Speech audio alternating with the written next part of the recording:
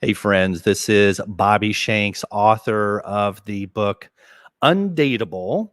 I've kind of been quiet here the last couple of months, especially for the last month. I actually have been dating someone very specific. So I have been focusing some time and attention on that, and it's totally been worth it, and it's great. Um, so something came across my radar screen here a little while back, and it's something that I've been looking into and studying here for a couple weeks, and I wanted to bring it to you. And as you can see, we are live. So here's what it is. This is what's called adult attachment styles. Your attachment style is formed during early childhood and as a result of the interactions, experiences, and perceptions that you encounter. Your attachment style ultimately is what affects how you form adulthood attachments and determines the way in which you behave in your relationships. Now, uh, here's what we're going to do, and this is what's going to make this kind of fun today is I'm not going to sit here on the camera the whole time and explain this topic. I'm actually going to take a short quiz and you're going to be able to see it live as I'm doing it.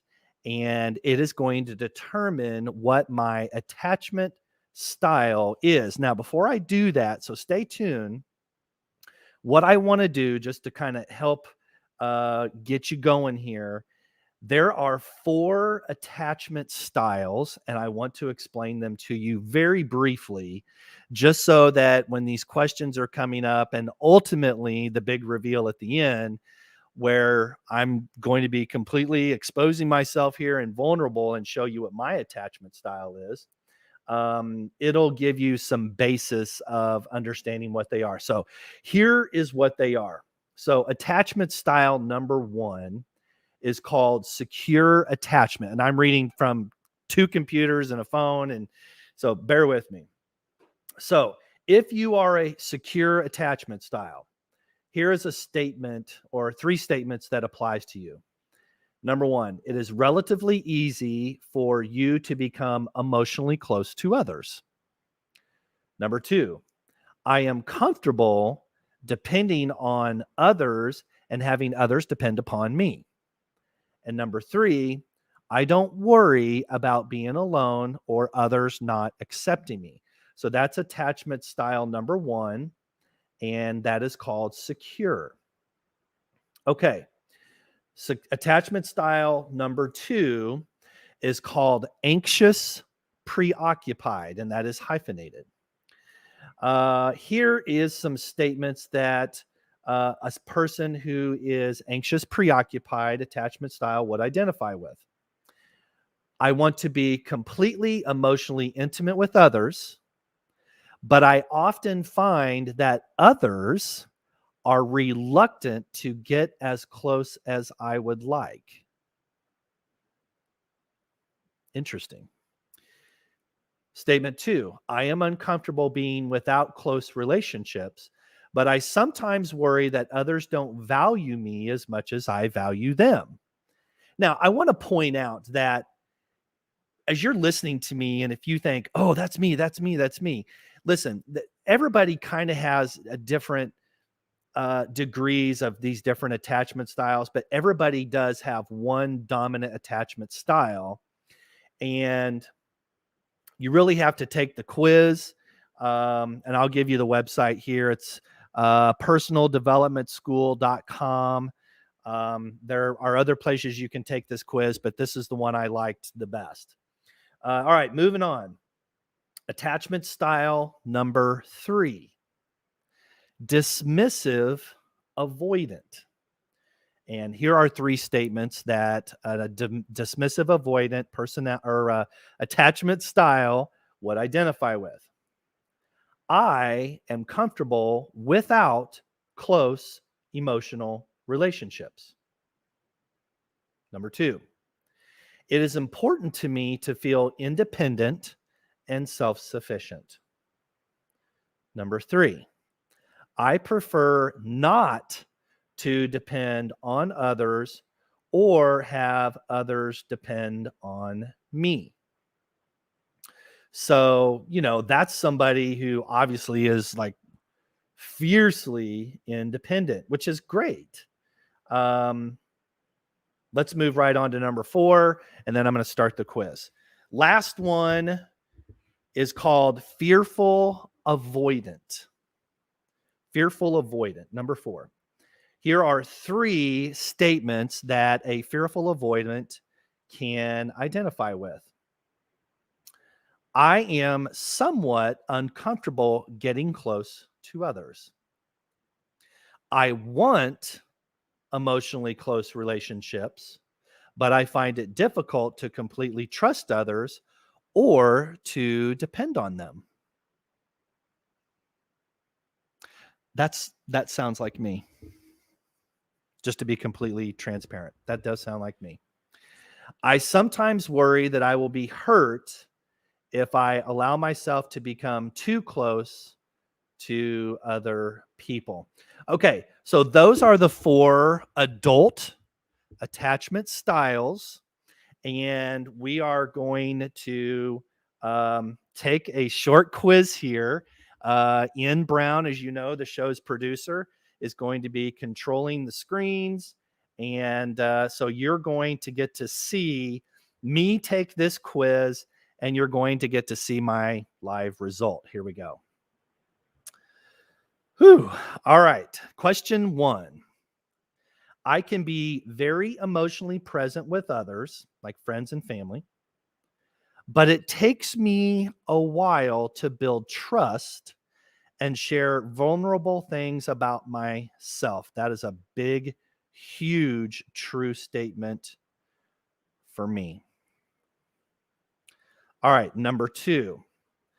I often put other people in my life on a big pedestal.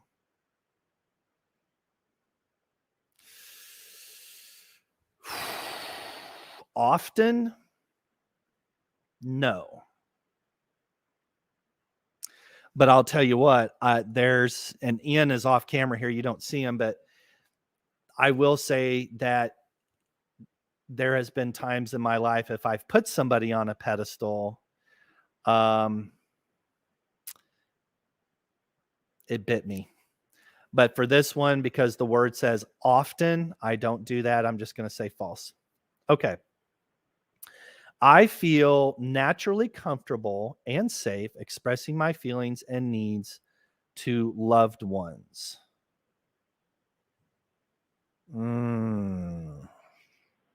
Naturally comfortable? False. But they said to loved ones. Ooh. I got to go with false. All right. Question 4. And I don't know how many questions there are here, but I don't think there's that many. Number 4, I feel very upset when others infringe on my need for space or time alone.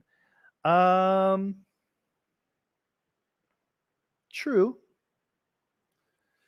I would say more on my need for space than alone time. Because I feel like I get a sufficient amount of alone time. I go to the gym for a couple hours a day, and that's kind of my me time. But infringing on my space, yeah, I'm going to have to go with true. Okay.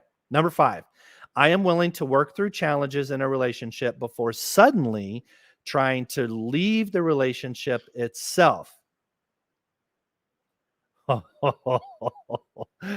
Oh, this one pierces me.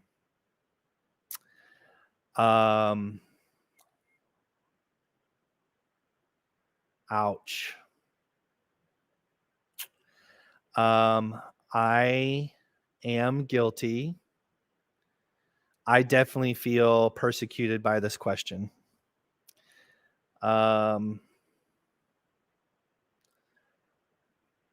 want to answer true, but I am guilty of this.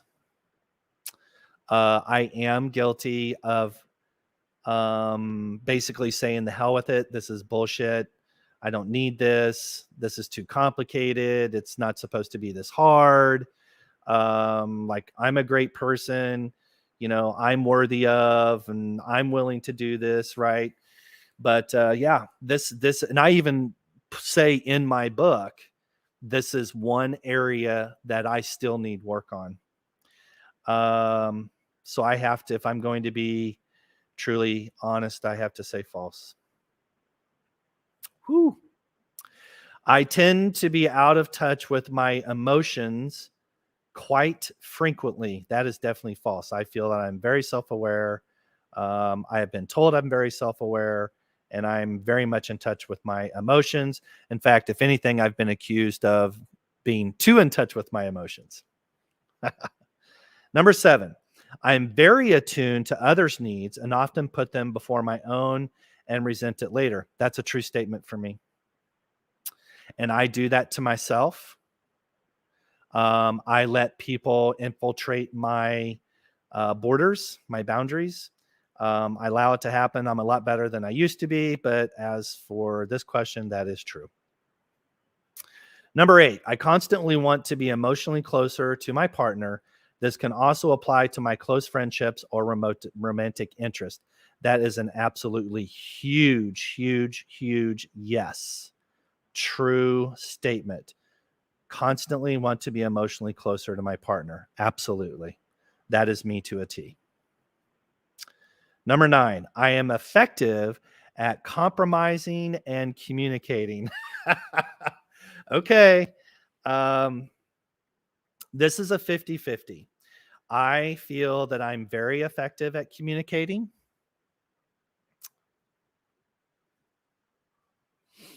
Compromise. I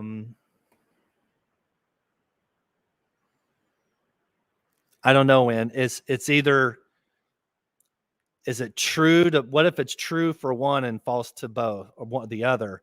So does that make it true or false? Oh shit. Okay, I am effective at compromising and communicating. I am effective at communicating. I'm not always effective at compromising.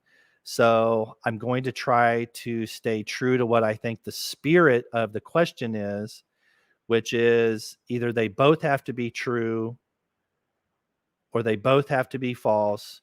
But if even one of them is false, you have to answer false. Kind of hate myself right now. All right, question 10. It is very difficult for me to set boundaries unless I am angry. I'm a bottler. I'm a stuffer. I can sometimes set excessive boundaries and push people away to dramatically out of anger. Yeah, this question is me to a T. I hate this about myself. Totally being vulnerable here to all of you. I need, and I am working on better ways to set boundaries for myself in relationships, and also to establish those boundaries early in the relationship rather than before it's too late. So I'm a true. Number 11, if I notice my partner showing any signs of coldness, I panic and want to get closer as quickly as possible.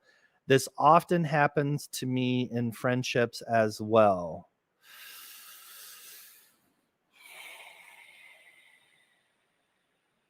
False.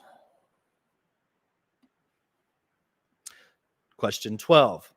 It is not uncommon for me to experience inward emotional turbulence throughout the duration of my romantic relationship. This applies to close family members as well. Ian, this is me. Like some of these questions I read, and it's like they wrote this question for me. It is not uncommon for me to experience inward emotional turbulence throughout the duration of my romantic relationship. The answer is absolutely a huge true. I hate that. I know that I'm way, way, way better than I used to be, but that is a true statement. All right, question 13. I often feel very hot or very cold towards my partner or family members. I tend to operate in extremes on how I relate to others. That's a false for me. Um, I've been guilty of that, but I think everybody has been. But as far as day to day, I'm a false. Um, Ian, question 14. I know that I am worthy of a healthy, happy relationship. So chapter 20 in my book is called Willing versus Worthy. And this plays into that. Yes, true. I know that I am worthy of a healthy, happy relationship. I absolutely know that I am worth it. And I'm not only worth it, I feel like I've done all of the right work, especially over the last couple of years, to make sure that I'm bringing that person to the table. And I also feel that I am willing to adapt to the right person, so that they too can feel like they are worthy and be in a healthy and happy relationship with me. So true. I like it. 15. When I feel hurt by a loved one, I often have a strong fight or flight response. Totally me. I find myself wanting to push this person as far away as possible. Yep, that's me. True. I do not feel as though I need anything from my romantic partner or loved ones. It can be difficult to conceptualize how others would meet a lot of my needs. I would say if I were taking this quiz 10 years ago, I would have smashed the true button. But in the last decade, I feel I've matured, become more self-aware, more self-actualized, and more truthful with myself. And at the end of the day, there are some things that I really do need from a romantic partner, reciprocation being the biggest one. And so I do. Um, how would I answer this? I do not feel as though I need anything. So that's a false because I do feel. Absolutely. 17. I do not enjoy being out of romantic relationships. I often fear being alone. False. I prefer to be in a romantic relationship, a healthy one, but otherwise I'm actually pretty damn content being alone. Question 18. If the loved one's behavior hurts me, I will express my feelings and try to understand what caused them to act that way. Yes, I will do that. This is an area in my life where I can genuinely say I have worked and worked and worked and read and studied, prayed, journaled, wrote a book, you know, to make sure that if there's something, you get that little kernel of pain that you feel in your soul after somebody says something, doesn't say something, does something, doesn't do the right thing or whatever. And I have gotten pretty good at simmering for a minute and in the right and appropriate time coming back and saying, hey, something kind of derailed here and I want to talk about that. Is that okay? I've gotten pretty good at that. So true. 19. I hunger for closeness, but I fear the emotional difficulty of it at the same time. That is very true for me. Wholehearted honest truth. I do hunger for closeness, and I do fear. There are some things I fear about it. I got baggage, past experiences. Question 20. I do not like making social plans with others in advance. I often fear being trapped by commitments with other people. Ooh. This is actually a very relative question to my life right now, and here's why. I need to smash this button right here, true, because this question absolutely personifies me.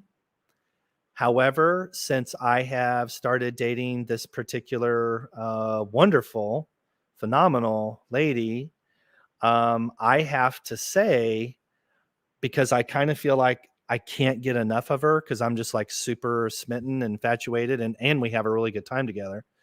I wish I could plan more in advance with her.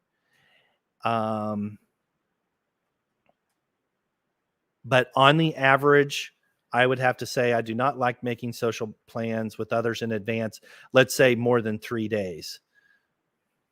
So on the average, the answer is true for me. 21, I find that setting boundaries comes naturally to me. Huge false.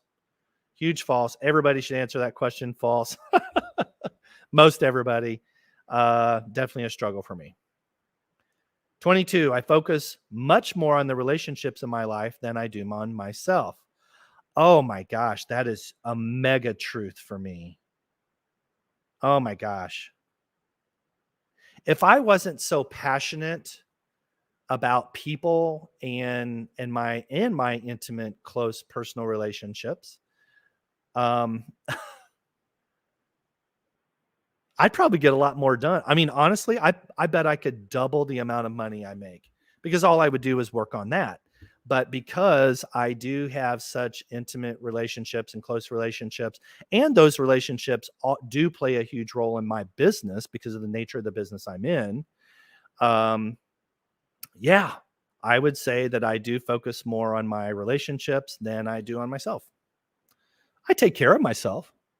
But relationships are probably consume 80+% of my day.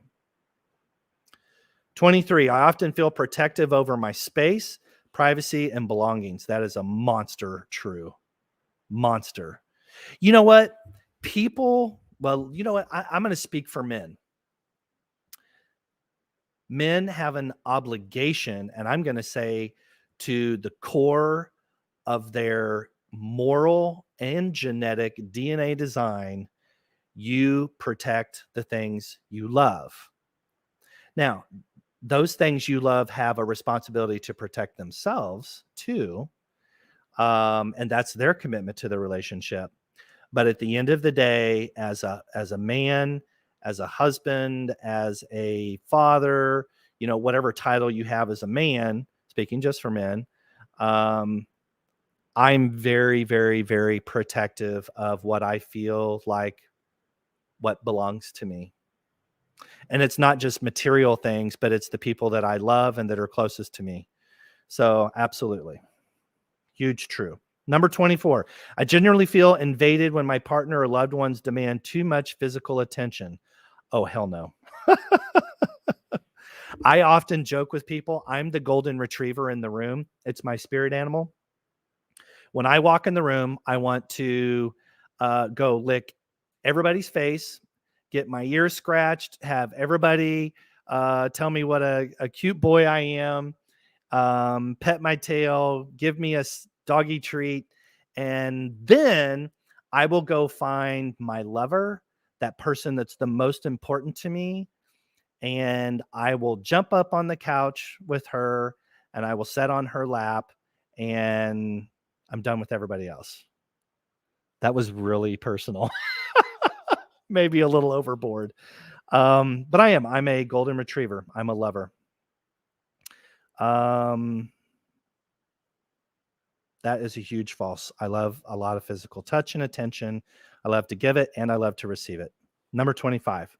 I would prefer to spend most of my free time with my partner if I were to be in a romantic relationship. It would be hard for me to want to do things separately.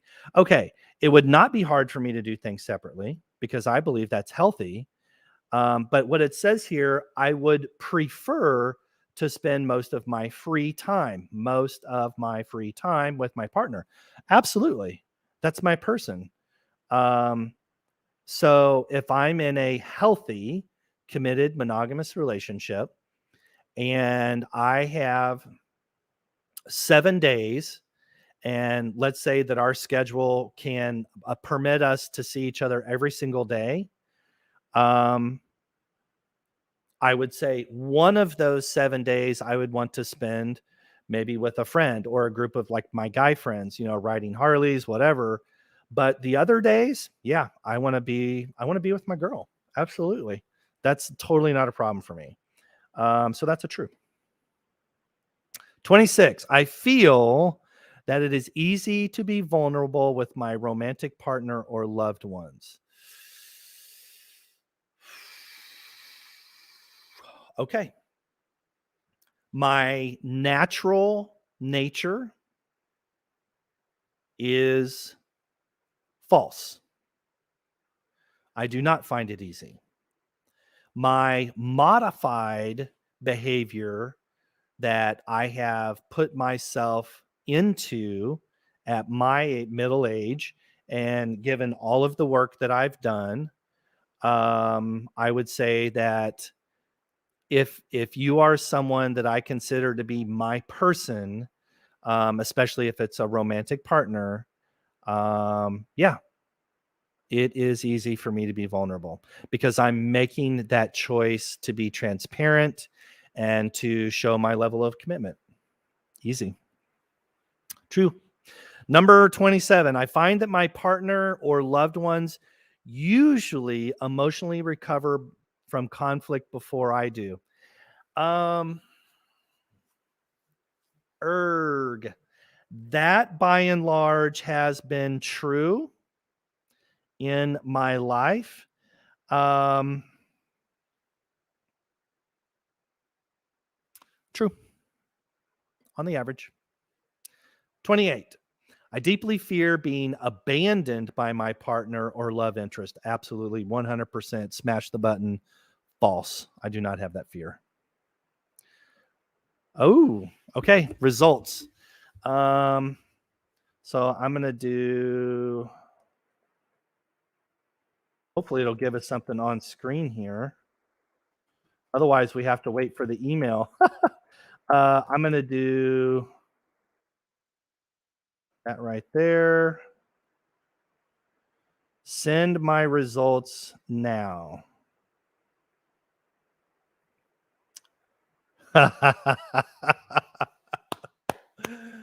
Okay, here's me. Um, Let me go back to fearful avoid. By the way, I am using, if you go to Wikipedia, I feel like that of all the websites I have been on, Wikipedia gives me the best definition of these attachment styles in adults. So,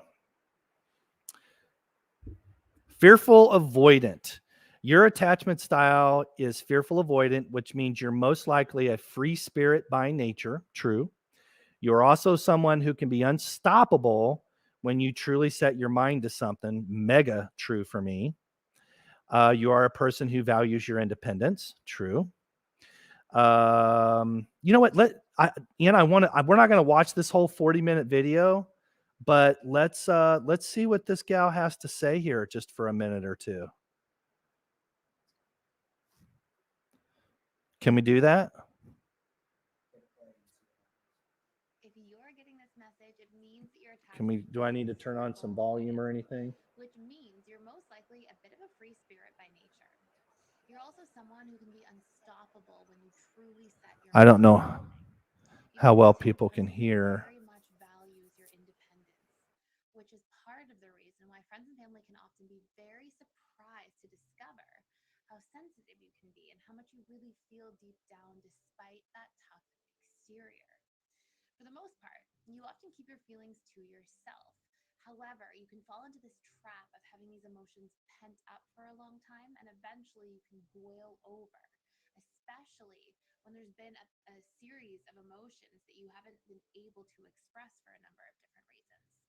And although you can be incredibly giving, you may have a hard time with partners who are a little too needy or too dependent. This might be, in fact, something that tends to push you away. On the whole, you're not always comfortable with vulnerability.